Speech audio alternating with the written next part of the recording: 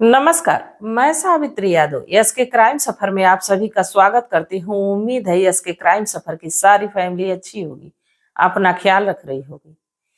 आज मैं जिस सच्ची घटना को लेके आप लोगों के बीच हाजिर हुई हूँ, बेहद हैरान कर देने वाली। मैं बात कर रही हूँ उत्तर प्रदेश का एक जिला लगता है कानपुर, और इसी कानपुर का एक थाना लगता है चकेरी थाना। इसी का एक गांव घावखेड़ा।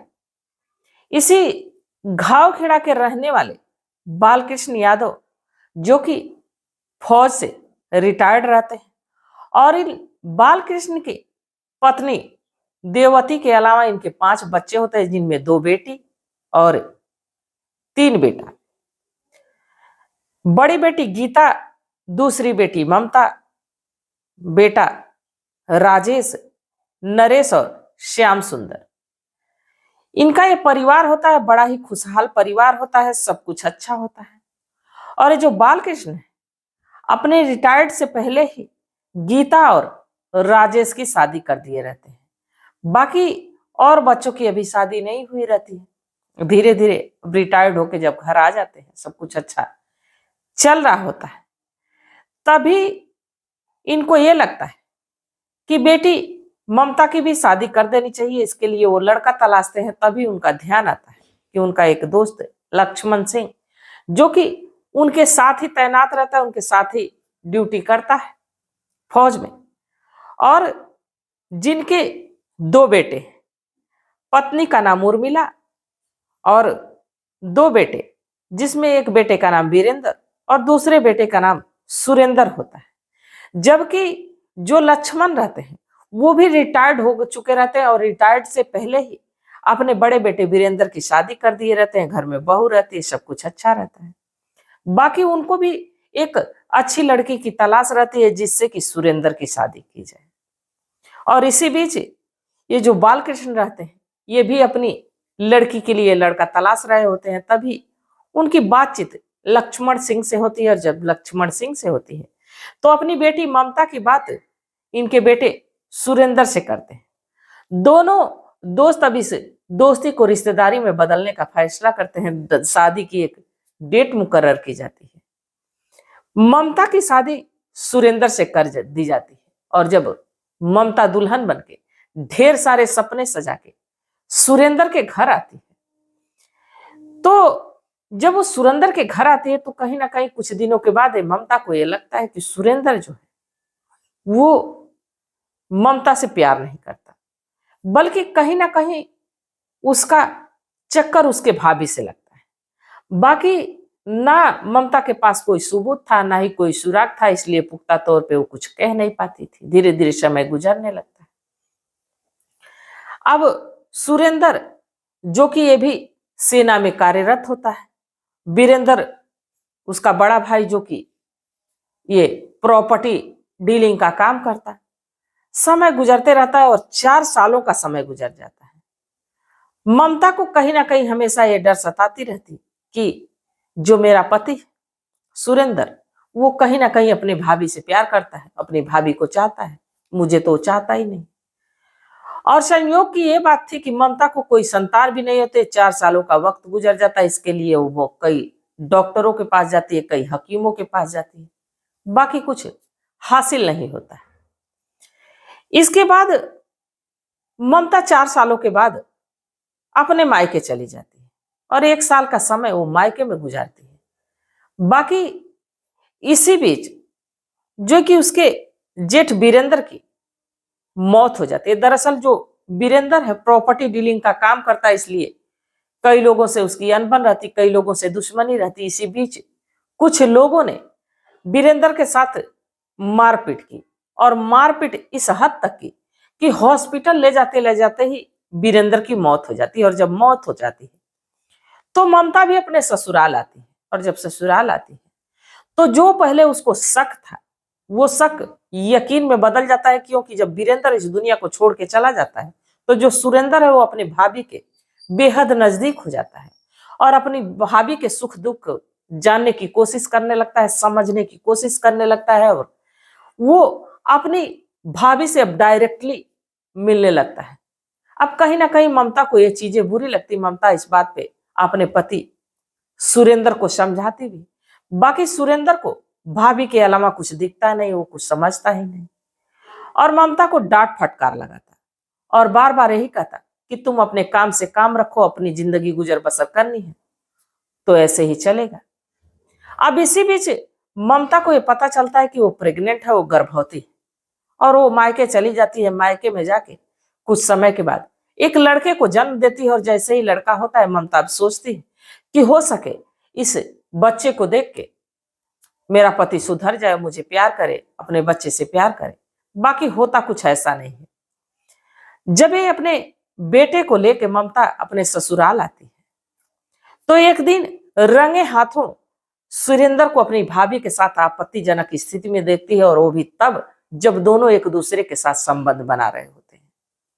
जब ऐसा नजारा ममता देखती है तो उसके पांव तले जमीन निकल जाती है कि जिस बात का मुझे शक था आज वो मेरे आंखों के सामने चल रहा है।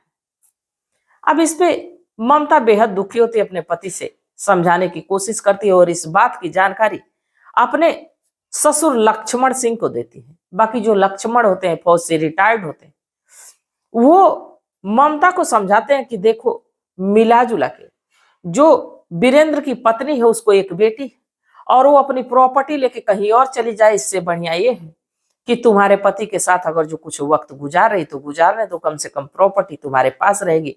तुम्हारा एक बेटा है, सारी प्रॉपर्टी का वही मालिक बने। बाकी कहते हैं कि प्यार में इंसान धन दौलत को नहीं समझता है, नहीं तुल देता है।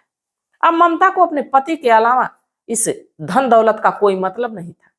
वो इस बात के लिए समझती नहीं है और ये बात अपने मायके में कहती है, जो कि जिसका भाई श्याम सुंदर वो भी फौज में ही रहता है और जब इस बात की जानकारी उसे मिलती है तो बेहद हैरान होता है और परेशान होता है। अब वो जो है कि ये जो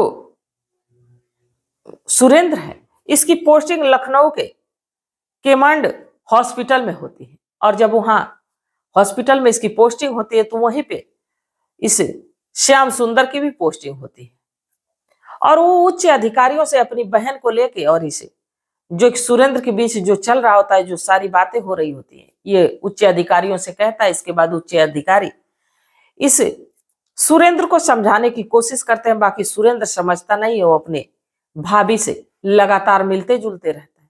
बाकी अब बार बार उच्च अधिकारियों तक ये बात पहुंच रही थी तो इसलिए एक दिन सुरेंद्र को ऑफिस में बुलाया जाता है और साथ ही उसकी पत्नी को बुलाया जाता है और कहा जाता है कि तुमको यहीं क्वार्टर दिया जाएगा और यहीं पे तुम्हें अपने परिवार के साथ अपनी पत्नी के साथ रहना हो।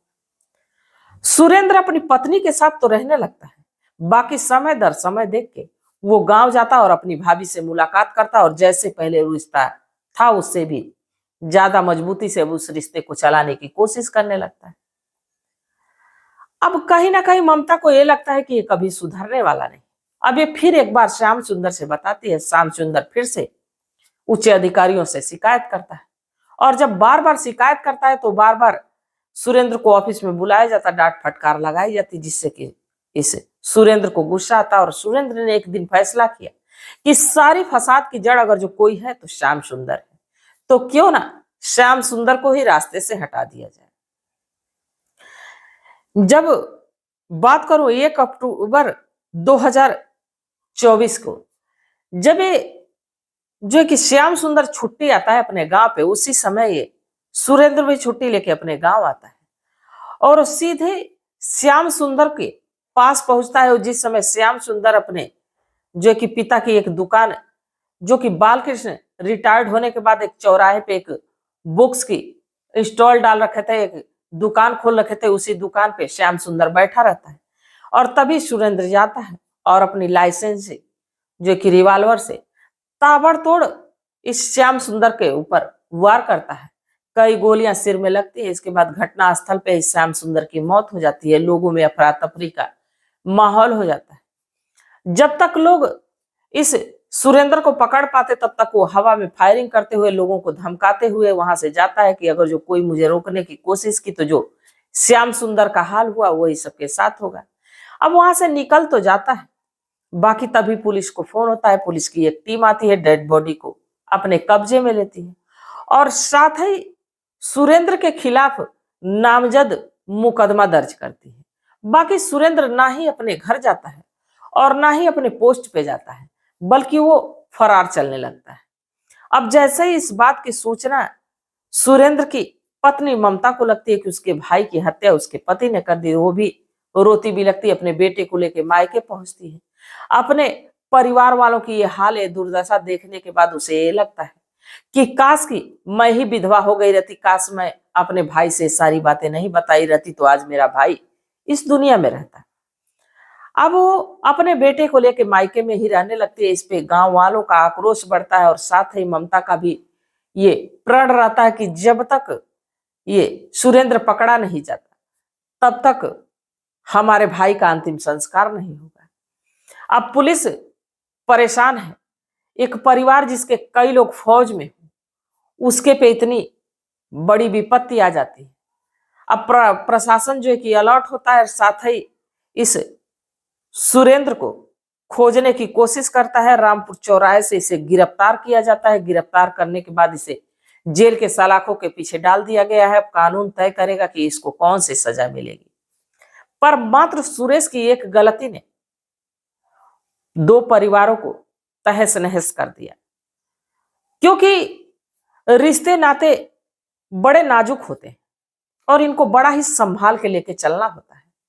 बाकी सुरेंद्र ने तो ना ही वफादारी से पत्नी का रिश्ता निभा पाया और ना ही वफादारी से भाई भाभी का रिश्ता निभा पाया, और साथ ही अपने ससुराल वालों को तबाह और बर्बाद कर दिया। जबकि ये जो लड़का श्याम सुंदर रहता है, उसकी शादी कुछ 5 साल पहले हुई रहती है। इसके 2 बच्चे रहते हैं। पत्नी की रो रो के बुरा हाल है।